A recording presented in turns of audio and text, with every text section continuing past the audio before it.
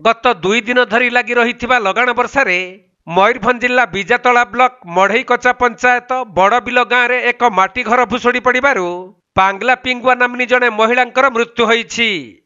तेणु तांको मृतदेह को रायरंगपुर प्रखंड चिकित्सालय रे व्यवच्छेद पाई रखा जाइथिबा बेले तांको परिवार रे आहत होइथिबा अन्य 3 जन को चिकित्सा करा जिबा परे सेमाने घर को जाइथिबा जणा पड़िछि। मिलिथिबा सूचना अनुसार पांगला पिंगुआ और तांको परिवार लोक माने राति रे घरे सुइथिबा समय रे विलंबित राति रे तांकर माटी घरटी पूरा भुशुड़ी पड़िथिला।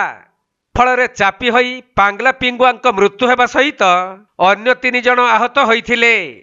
तेणु यही खबर पाइबा परे बिजातला बीडीओ बंशीधर खुसला ग्राम रे पहुंची माटी घरे रहुथबा गाँव प्राय 30 जन को बड़बिल अंगनवाड़ी केन्द्र और स्कूल गृह को आश्रय पाई पठाई किछि अर्थ साहाय्य करिथिबा सूचना मिलिछि।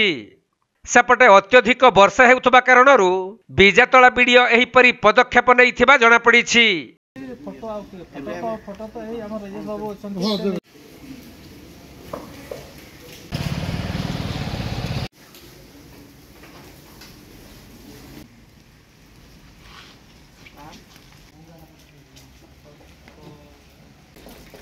मयूरभंज जिला रायरंगपुर सुनील कुमार महापात्र रिपोर्ट कोणार्क लाइव।